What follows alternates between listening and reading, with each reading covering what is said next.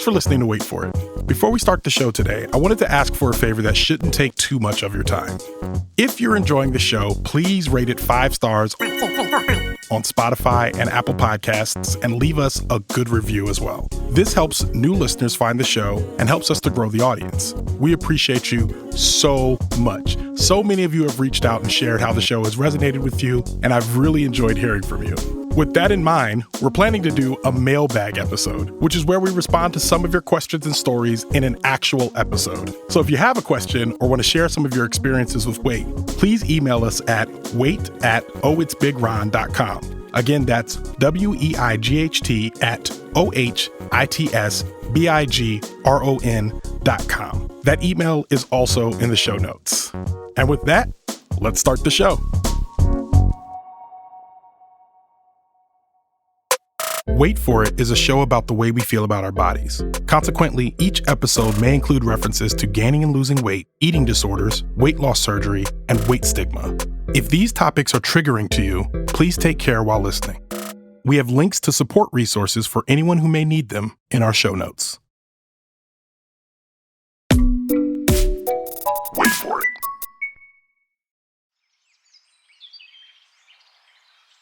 Even in my wildest imaginations, there's no version of me that is fat and feeling okay.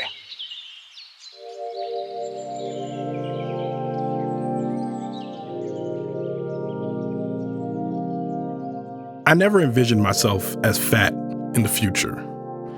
Sometimes I don't see myself as fat now. Like, conceptually, I understand it to be true. By now, you've heard me call myself fat many times, but inside my body and looking in the mirror, I don't always see it. I just see me, Ronald. I think in the Matrix, they refer to it as residual self-image. It is the mental projection of your digital self. Granted, this isn't a computer program, I don't think. But I know that the image that I have of myself in my head, and even what I see in the mirror, is radically different from what others see physically. In my mind, I'm not necessarily thin, but I'm not fat. And that thought image is what I see in the future. Not necessarily thin, but not fat. Presently, I see pictures and sometimes videos of myself, and it confirms that what's in my head and what's true aren't aligned. And I don't like how I look. However, even 100 pounds lighter than I am now, I wanted to lose weight. Even 150 pounds lighter than I am now, I've wanted to lose weight. I don't think I've ever been satisfied with how I look. I can also recall times at each one of these weights when someone mentioned something about my body getting bigger or not being small enough. Whether at home, at school, or at church, there was always some sort of cautionary tone about how I needed to be careful about what I was eating or how much or little I was working out because I didn't want to get fat. This fueled my dissatisfaction with how I looked. But right now, today, wanting to lose weight feels a little different because physical and health-related implications are starting to factor in. I get tired more easily. I have sleep apnea, confirmed by that awful doctor visit, and high blood pressure, probably from the sleep apnea. My back hurts a lot, along with other random pains. I just generally don't often feel comfortable with or in my body. So, in the future, I still want to lose weight. I want my thought image to align with my reality. Above all, I want to be healthy. That's the main reason I find myself constantly on the cycle of weight loss. The thing about the future is that it's constantly happening. Right now, we're in the future. And now. And now. There's the near future and the distant future. In my head, I always imagine the distant future because it gives me the time I need to make the changes I want to make in my life. Time to meet my person and fall in love. Time to find career success. Time to lose weight. Sometimes imagining and longing for the distant future means wishing what's in front of me away. That puts me in a constant holding pattern, always waiting, never enjoying the present. Never considering that the person in front of me, the career I'm currently in, or the weight I'm currently at, is the future. But when you can't identify the future in front of you, Sometimes you'll take a drastic step to get to where you want to be. I'm Ronald Young Jr., and this is Wait For It. Waiting. What is real? Wait for it. How do you define real? That vanity is powerful. Wait for it. What are you waiting for? I want to tell you about a new show from Radiotopia Presents that we're really excited about. It's called Shocking, Heartbreaking, Transformative. Host Jess Shane puts out an open call on Craigslist for aspiring documentary subjects and selects 4 to work with. Together, they pull back the curtain on what really goes on behind the scenes of your favorite nonfiction shows, showing what it takes and what it costs to collect, edit, and consume stories about people's real lives. Radiotopia presents Shocking, Heartbreaking, Transformative, out now on your preferred podcast platform.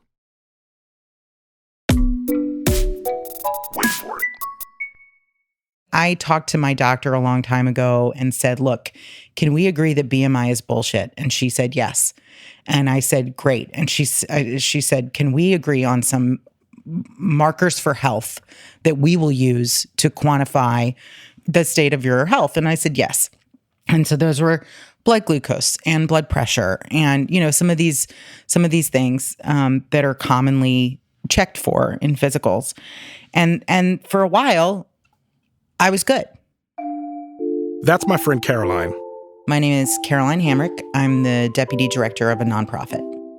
When you gain the weight, you get older, things get harder. So I approached 40 with a knee that an orthopedist was telling me was going to need a knee replacement within 5 to 10 years, a blood glucose that was just above what's considered normal range, a blood pressure that was a little high. I remember very distinctly, it was 2016. I was partway through a process that ended with me having lost 70 pounds, and the Biggest Loser study came out and got me to a place of thinking much more seriously about a bariatric procedure. Caroline and I often talked openly about weight and diet and body politics generally. So we were both interested in an article that came out in the New York Times in 2016. It had the headline, "After the Biggest Loser, Their Bodies Fought to Regain Weight." Next Monday. 3 more people will be leaving tonight. What? For those of you who don't know, there was a weight loss competition reality show on NBC called The Biggest Loser. Contestants were reported to have extremely limited food intake, as well as were encouraged to work out 6 to 8 hours a day. The results were always staggering, with some contestants losing multiple hundreds of pounds in a single season. Be the man you should be. And the stories the contestants told were always similar. They had to lose the weight, and being on The Biggest Loser was a drastic step to save their lives and to secure their distant futures. Some scientists decided to follow a set of contestants after the show and study what their actual futures look like after such drastic weight loss. And one of the things that they found was over time, these are folks who went home and a lot of them were really committed and continued to, adhere to a regimen that was supposed to help them either continue losing or at least maintain. For all of those people, it kept taking more and more dietary restriction, more exercise to just maintain, to not regain. The body doesn't want to do it. And it was happening to me. I was starting to have to spend a little more time in the gym. Instead of 45 minutes, it was an hour every day. Instead of an hour, it was an hour and 15. I was sometimes doing 2 a days. It was just taking more to get those small gains. You have to find a whole new relationship for food, Jen. It's like I used to regularly watch The Biggest Loser. It was my motivation to get into the gym. I knew I would probably never be a contestant on the show, but I was hoping that if I could diet and exercise enough, I could someday have my own transformation story. I've worked out more in the last 2 weeks than I probably have in the last 2 years. And you're getting healthier than ever. For Caroline, and for me, reading The Biggest Loser study was a shocking revelation. This study felt like some sort of perverse confirmation. Now we're getting credible information that trying to lose weight that way might be in vain. And nobody who lost a lot of weight in The Biggest Loser kept it off without bariatric surgery. Bariatric surgery, more commonly known as weight loss surgery. Now, I'm sure many of you are familiar with it, whether in pop celebrity culture, or perhaps you know someone personally who's had it, or maybe you've had it yourself. There's a variety of procedures that fall under the category of weight loss surgery. Sleeve gastrectomy, gastric bypass, vertical banded gastroplasty. All terms that mean your digestive system is altered, and as a result, you lose weight. And it's not exactly the easy route to weight loss. There are risks associated with it. Ulcers, hernia, frequent bowel movements, kidney stones. And there are even some reports that alcoholism and addiction are more common amongst patients of bariatric surgery, or that some self-harm behaviors or suicidal tendencies can occur. Also, it changes the way your body digests food forever, with patients being advised against drinking water 30 minutes before, during, and after eating a meal. This is another drastic step for health. But when it comes to your health, making drastic decisions is nothing new. Cancer patients do chemotherapy, which floods their bodies with chemicals, and they get radiation treatments aimed at stopping the cancer. These treatments can cause permanent damage to your heart, lung, liver, kidneys, and reproductive system. But if you don't do the chemo or radiation, the cancer will kill you if left untreated. And when you're sitting in a doctor's office and they're giving you seemingly grave information, it can be hard not to think about drastic treatments.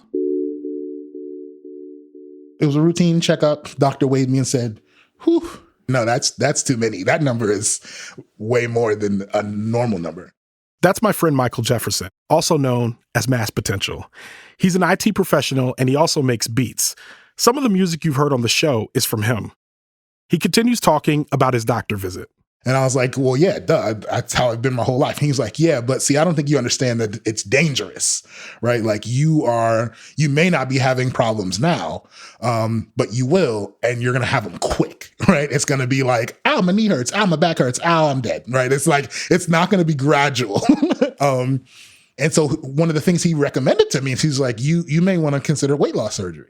So when he said that, I was like offended. I was like, weight loss surgery? What I like some loser? No, I'll just go to the gym. I'll just run on the treadmill. I'll lose the weight. And I probably did that for all of 3 days and then forgot about it. I was like, oh, no, I'll just order a pizza. And so I probably just ordered a pizza and moved on about my business. And this ordering a pizza and moving on about my business is a familiar story for me as well. I've worked very hard to lose weight. I've lost 10 pounds, 20 pounds, 50 pounds, 60 pounds, and gained it back. For me, losing the weight has never been the problem. Keeping it off was another story entirely. And knowing the information in the Biggest Loser study is beginning to make me think that for me, there might be only one way to lose weight. And because of my health, it feels like I may be running out of time. Michael and Caroline felt the same way, which is why they both decided to have the surgery. So before the surgery, I pictured like The Rock. Like I'm not even gonna lie. Like I pictured I was like, after I have the surgery, like day 1, I'm gonna be in the hospital. Day 2, I'm gonna be lifting boulders and throwing them over my shoulders. Bars. The most vivid thing I can remember immediately after I had my surgery was waking up in the post-op room or whatever, and feeling incredible because of anesthesia. And it was like, there was like a good 4 minutes where I just felt great. I was waving to people and then the pain instantly kicked in. One of the things that they don't tell you is that you're going to have surgery on your midsection, and that's most of your body. So everything you want to do, laugh, cough, stand up, sit down, all of it hurts a lot. It was maybe like 2 weeks before I could just like walk and talk and bend. Afterwards, you're kind of a baby. You kind of go through this period where you're like, you're drinking only liquids, and then you can have purees and then soft solids. But like you're basically just sort of eating baby food, and then you're eating soft food, and you're eating these tiny amounts, and sometimes you still feel like you're going to be sick, just from whatever, because there's a lot of inflammation in your stomach where they've cut a big chunk of it out and sucked it out through a tube and sewn it back together.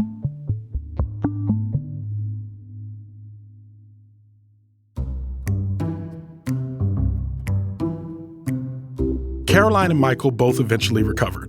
They began to adjust to their new appetites and digestive abilities. There were some struggles with cravings and resetting their relationships with food, but overall, they made the adjustment well. They bought new clothes. The number one gold star, badge of honor is going into a clothing store that has clothes you could never fit before and putting on a 2X and having it fit. Incredible. I would go to stores that I don't even like the stuff in there, try something on, take a picture, take it off, put it back on the rack just because I can, and buck at an employee on the way out. But, just being able to fit clothes at most stores is incredible.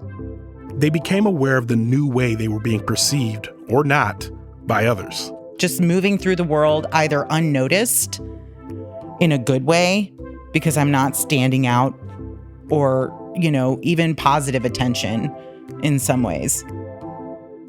When I think about losing weight, this is the part I think about the most. Fitting into clothes and being perceived by the world differently, above everything else. The idea of walking into a store knowing that they'll have clothes that fit me feels like fiction. I haven't experienced that in years. I barely remember what it's like. But the idea of being simply unnoticed, or even being noticed for something that is not my weight, sounds frankly incredible. But for me, the way I felt envious about the parts of losing weight that had nothing to do with health made me realize that I had another question for them. If you could have remained at the same weight with zero health challenges, would you have still gotten the surgery? Probably not.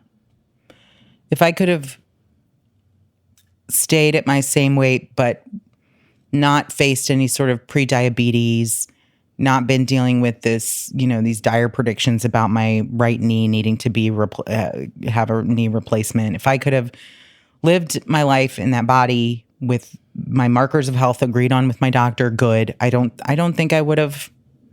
No. Something you should know about Caroline is that she's almost radically liberal. She's a staunch feminist, pro-inclusivity for all about queer rights, and she is typically ready to fight. So it wasn't surprising to hear her say something like this. This is very pro-fat liberation. It seemed to me she was saying that health was the main reason for her to make this change. But that wasn't the end of her thought. If I could have lived my life in that body with my markers of health agreed on with my doctor, good. I don't think I would have. No. But I also know how tired I was of feeling like I'm fighting the world every day. Can I play something for you? Sure. So I asked Michael Jefferson that same question, and I just want to play his answer, and I just want to hear your reaction. Okay. If you could have stayed 420 and still been 100% healthy, would you have gotten the surgery? 100%, absolutely. Even if you would have been 100% healthy? 100%. Why? Because I think the way that I would have been comfortable being 420 pounds has so little to do with my health and so much more to do with how I thought other people thought of me at that size. So if the question was, if you could weigh 420 pounds and feel about yourself and get treated like you do today at 340, maybe. But the way I felt about myself and the way that I felt that other people felt about me when I was that size, no way. Thoughts? That's a really interesting observation. I wasn't necessarily worried about the way that people I loved and know thought about me, because I knew that they loved me and I didn't feel unsupported or othered or treated really weirdly.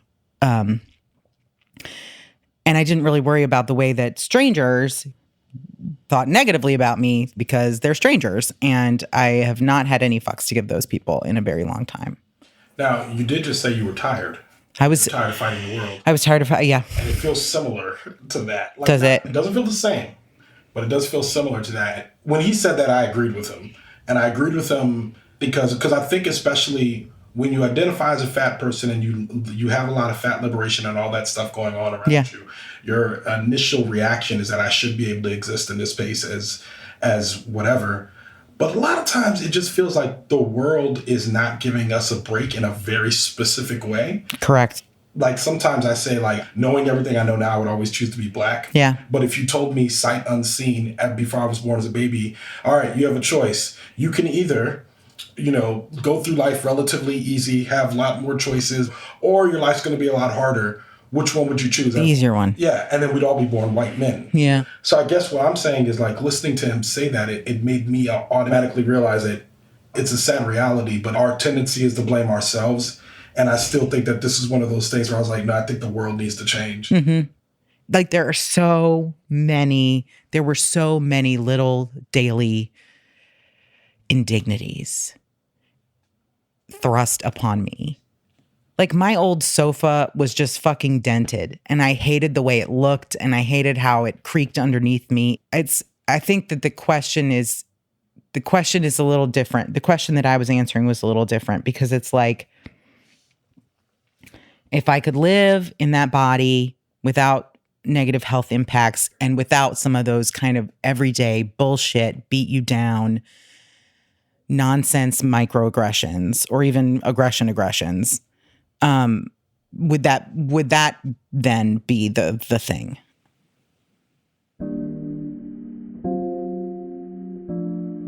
One of the most uncomfortable things I've discovered about losing weight is the change in how folks treat you. It reveals something about them and you. Whenever I've lost weight and someone gives me a compliment, it feels really good. But also, it makes me feel sad in a very specific way because you're noticing me as a thinner person. It means your silence when I was fat was intentional, or there was something about me that was invisible to you, unworthy of praise. That is weight stigma. Honestly, it's what I'm most concerned with when I try to lose weight. But also there's the issue of health. I feel like most people never say, I think your body is gross and I hate looking at it. Instead, they say things like, you look unhealthy, or it's not healthy to be that big. There's an assumption that being fat automatically equates to being unhealthy. But you don't know a person's health just from looking at them. For instance, Bob Harper, a trainer from The Biggest Loser, some would consider him to be the picture of health just from looking at him. But in 2017, he suffered a heart attack while working out. Turns out it was due to a hereditary condition that he had. But it wasn't something you'd be able to determine from looking at him. So it makes sense that due to the way we think about health, from the way we judge each other based on how big or small we are, that our focus would continue to be on weight loss. When you think that losing weight is the only solution, then you'll take the most drastic step to do it. But what if I didn't have to lose weight?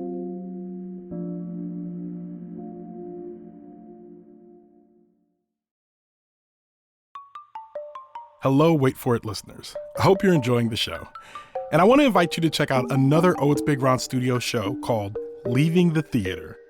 Leaving the Theater is a television and film review podcast that started with me reviewing movies as I walked out of the theater immediately after seeing them.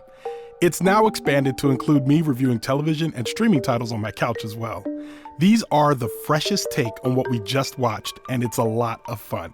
On each episode, I talk with my movie-loving friends or colleagues from other podcasts, and we rate whatever we watched from 1 to 5 stars. If you're an overthinker like me, you'll enjoy agreeing and disagreeing with my analysis.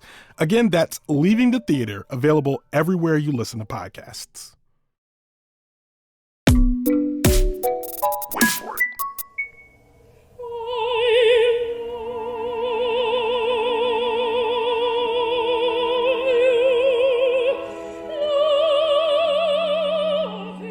earliest memory that I have of really thinking about my weight was probably at 8 years old. That is the voice of Tracy Cox. I'm Tracy Cox. I am a opera singer, I guess you could say, professional opera singer. I would describe myself as a chubby kid. It was pointed out to me by parents and family and doctors that there was something wrong with my body, that I was too fat and that was wrong. And so the first time that I thought about my body as it pertains to weight was simply that. It had been pointed out to me as something that needed to be fixed.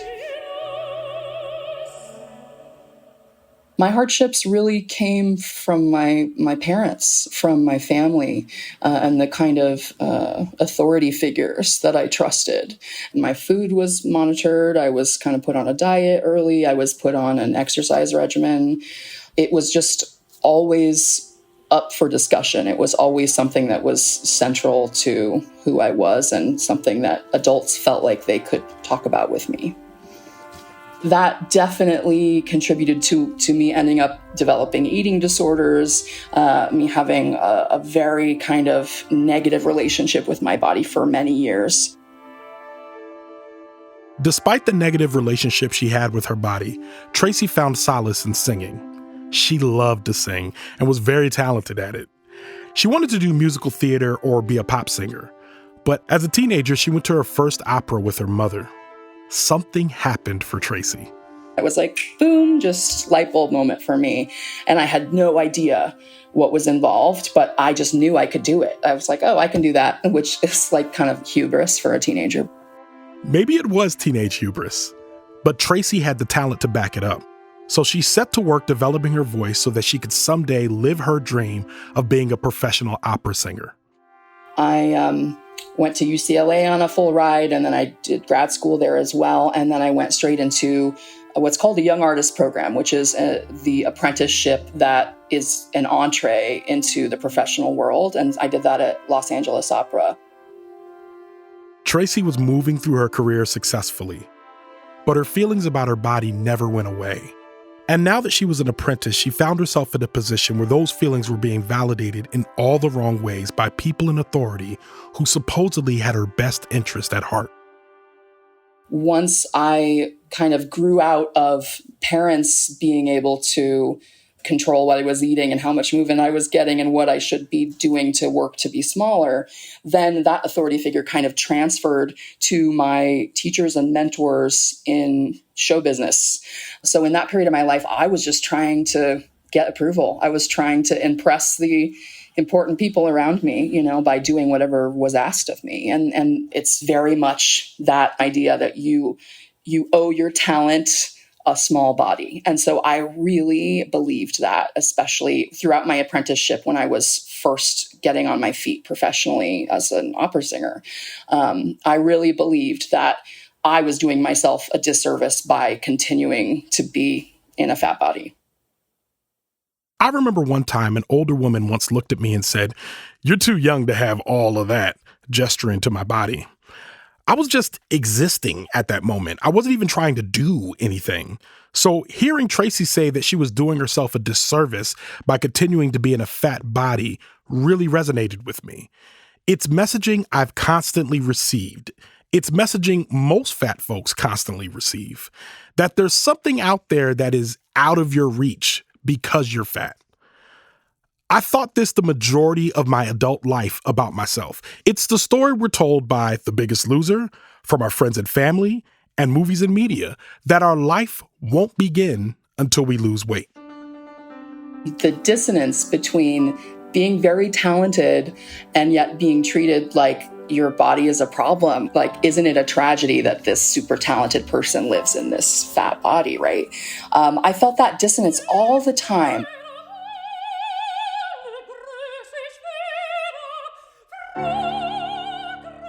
That dissonance took a toll on her emotionally. I didn't understand it. I knew that it felt bad constantly. It felt humiliating. It's humiliating to go to work and have your body just be something that anybody can bring up at any time, right? But yeah, absolutely that. That's always how I was treated was, oh my God, you're so talented. If you can only just lose this weight, then you'll just have everything. Much of what Tracy is talking about are conversations not had in a doctor's office. These are the non-medical conversations from folks that could feel as urgent as the medical implications of not losing weight. It's not high blood pressure, sleep apnea, or being out of breath on the stairs that causes me the most anxiety. It's the idea that my body will never be accepted as it is. Tracy had those concerns as well, but they felt palpable in a different way because now they were wrapped up in her livelihood, in her dream. But then, Tracy found something that began to change the way she felt about her body. I was in grad school and I saw this Flickr account. Do you remember Flickr? It's like the old photo sharing website, like mid 2000s. It was a fat fashion account. And there were all of these fat women sharing their daily outfits, and they were so cool. They were so cool. Like one of them had, leopard print eyebrow tattoos. And I looked at them and thought, oh my God, I want to be as cool as they are. And it literally shifted something in my brain where I had been thinking, I'm an inherently stylish person. I think that is a fact. But I had been thinking of style in terms of, okay, well, I'll buy that dress when I'm in my ideal body. I'll get my wardrobe together when I'm that fantasy smaller person that I'm supposed to be, right? And just seeing these women living like that shifted something for me where I thought, well, I'm literally, my life is slipping away. I'm 25. When am I going to actually start living my life, being who I am? As Tracy began to expose herself to more fat fashion, she also began to dig deeper into the research of weight loss and weight gain. She discovered something that was startling.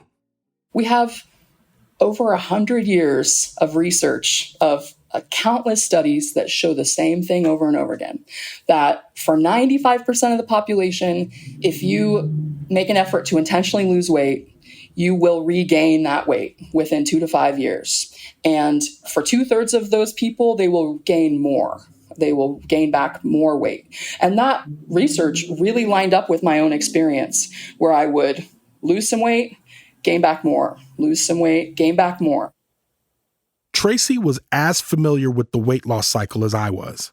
And now, being armed with research, she began to break down the ideas about weight and weight loss that had been imposed on her. She began to internally question the positions of people who kept pressuring her to lose weight. These people are all kind of asking me to change my body under the guise of health, that I should be doing this to achieve some kind of health that is kind of in this fallacious way connected with a thin body. And I realized, well, actually, I'm putting so much more stress on my body going through this up and down. It's actually so much healthier for me to maintain a stable, higher weight than it is to go up and down. And that was a major game changer for me, because I felt like, actually everyone who's giving me this advice under the guise of helping me be a healthier person is hurting me. They're harming me. And so I can shake that mantle off without any fear. I am allowed to be a fat person. Instead of continuing her attempts to lose weight, Tracy gave herself permission to be fat, which is kind of the foundation of fat liberation. You're allowed to fully exist in society and life as a fat person, not as a fat person trying to lose weight, but just as a fat person. But Tracy didn't just wake up liberated. Deliverance from the ideas of before took time. It was much more kind of a day-to-day release, because when that happened for me, I certainly wasn't comfortable in my body. I wasn't comfortable in pictures. I wasn't comfortable showing my arms. It's kind of like a resilience building process, where maybe you wear a tank top with your arms out around friends where you feel comfortable and nothing bad happens. And so you keep kind of testing the waters like that. So it was very much like that. And I found that it was actually easier for me personally to model it for other people than for me to do it for myself. When I realized, like, it makes a difference to me when I see a fat person like living and free. And I can do that for other people.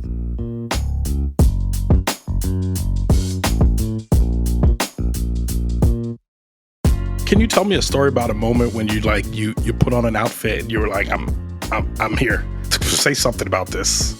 Yeah, I love that. I'm trying to think of like my favorite liberation moment outfits. I think of when I was living in New York, and it was kind of an era of when like body stockings were very in. I found like a provider of plus size body stockings. It's like a fishnet where it's a tank top that goes all the way down to your toes kind of, and like a garter belt kind of thing. So I had this whole fishnet body stocking and these short shorts and this tiny little crop top that said something rude. I can't ever remember what it was, but definitely something rude. And I just was like, wow, I mean, you can't say anything to me. Like, say something. I look awesome. Like, but that did take years of that resilience building to get to that point, to be outside, to walk down the street. And that's part of why I talk about fat vanity so much, because I believe that the concept of fat vanity, we're inverting the hatred that is put on you. We're inverting that negativity that is constantly being poured on fat people into something that is powerful. The steps Tracy took to liberate herself had formed a path. The path of fat vanity. Fat vanity is like vanity, vain. You're obsessed with yourself. You're obsessed with your power. You're obsessed with what you have personally overcome and how strong you are for overcoming that. And there is just an inherent magic to people who persevere through this kind of stuff. This sounded familiar to me. It's reversing the ideas that have oppressed a marginalized community. You've probably heard it too. It's called pride, and it's a common reaction and protection against the ways in which stigma drags folks down. Chicano pride, queer pride, black pride, whatever it is, it's reveling in who you are as a tool against oppression. When it comes to being black, the idea of liberation feels very simple. Much of the oppression that black folks experience is related to the lie that being black is inferior. I know I'm not inferior because I'm black, even though folks have tried in many ways to make me feel that way. I wish that I felt the same about being fat. Fat vanity. Fat vanity is some of the highest magic, and I'm going to tell you why. Tracy had begun to develop a bit of a following, from posting her stylish outfits and from posting her thoughts about fat vanity on social media. She encouraged all the fat folks around her to do their best to be proud of how they looked right now. She even wrote a poem about it, posted it on TikTok, where it became a trending audio, and even singer Lizzo did a lip sync to it. Fat people don't ever apologize or feel shallow for taking a selfie. Your loving self-focus is a powerful inversion of the self-obsession you've been encouraged to have. I view it as really like a coping mechanism, a strategy for moving through the world. Rather than focusing on like, what are people's reactions to me going to be? What is something bad that could possibly happen to me today when I move through the world? And rather think of like, I'm actually like radical. I'm like fucking cool. And when I lean into that, that makes me feel protected. That makes me feel like I'm powerful. And like, you can try to mess with me, you probably will. But like, I'm good. I'm going to be okay. Tracy now identifies not just as an opera singer, but as an opera singer and fat activist artist.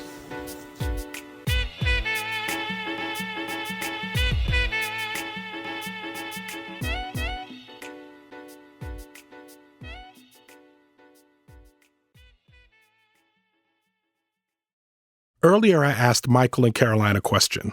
If you could have remained at the same weight with zero health challenges, would you have still gotten the surgery? Tracy asks a question that I feel like if it's not the same, it's written in the same font. I ask people, when they're saying, that they want to lose weight, I will often ask, well, do you want to actually be in a different body, or do you want to be treated as if your body is acceptable? When I think about my own answer, it feels complicated. Most days, I want to be treated as if my body is acceptable. But sometimes, I want to actually be in a different body. It's probably because the imagination of my distant future never includes a world that could accept my body as it is. It's always embracing a body that has changed. Tracy is living my wildest dream in a seemingly impossibly distant future for me. She is fat and feeling okay. I've never felt proud to be fat. It's never been something that I've considered to be worthy of respect or love. And to be clear, I'm holding two separate thoughts in my head. I've seen fat people be really cool and be really attractive. I follow a bunch of them on social media. But the idea of this being the pathway for me, for Ronald, feels hard because while I have confidence in my abilities, I'm always concerned about what people think about how I look. But what echoes in my mind is Tracy's answer to her own question. I want to be able to exist in my body without being harmed just for that fact, So I think that there are many people, the only choice that's accessible to them is to try to escape that oppression however they can. So if they can only escape it by getting weight loss surgery, then I want them to escape it how they can. But if they can throw off the mantle and if they can join in this fight and this movement to demand equity, that's what I hope for.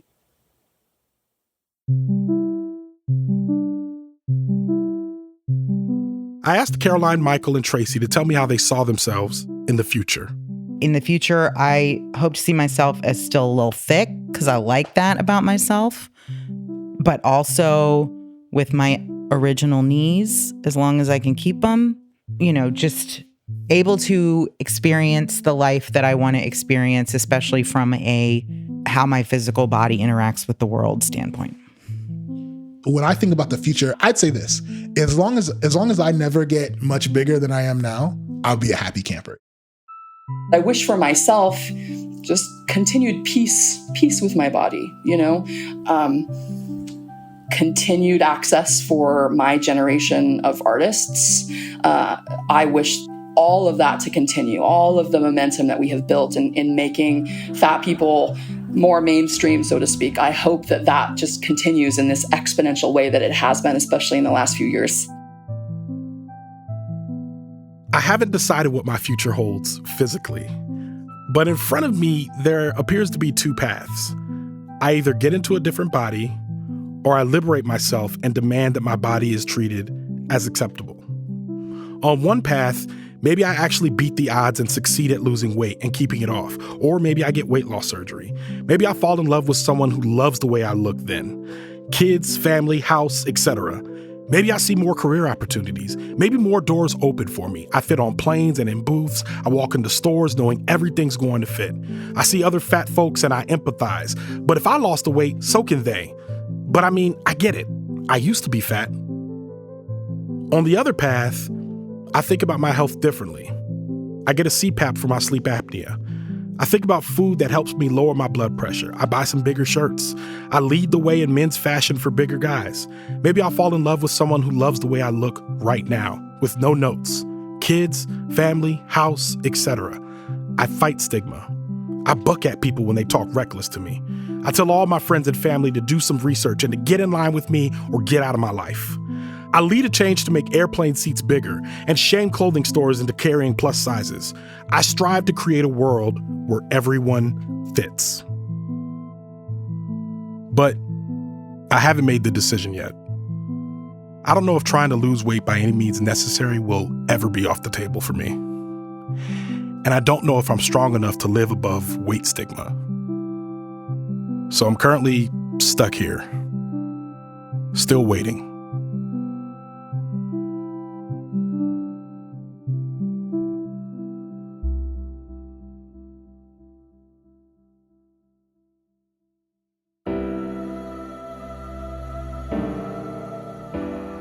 Wait For It is a production of Oh It's Big Ron Studios and is a proud member of Radiotopia from PRX, a network of independent, creator-owned, listener-supported podcasts. Discover audio with vision at radiotopia.fm. This episode was produced and written by me, Ronald Young Jr., with editing from Sarah Deely.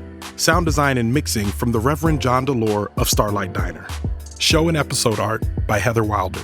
Theme music from Jey Red, with additional music from Mass Potential, the artist DT, and the mysterious Breakmaster Cylinder. Special thanks to Caroline Hamrick, Michael Jefferson, and Tracy Cox. You can follow me on Twitter, Threads, Instagram, and TikTok at Oh It's Big Ron. That's at OHITSBIGRON. You can find out more about this show and other Oh It's Big Ron Studios shows by following us on Instagram at Oh It's Big Ron Studios and on Twitter at Oh It's Big Ron Stew. That's STEW. If you have a story about Wait that you'd like to share with us, shoot us an email at wait@ohitsbigron.com. That's WEIGHT at ohitsbigron.com. Wait For It will be back next week. Thanks for listening. Wait for it. And let's get to it. Don't tell me how to talk or which way to look, okay? Sir? Why did you wait until I hit record before you said that? Remind me how tall you are. And I'm 5'8".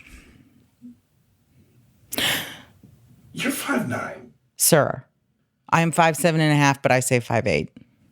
I don't know what's up with women and lying down about their height. I'm not lying down. I wish I were 5'9". I was the shortest person in my family. I felt hateful about it. I want to be 5'9". I would love it if I was 5'9". I would claim 5'9" if I could. Instead, I round up to 5'8". Okay. Radiotopia. From PRX.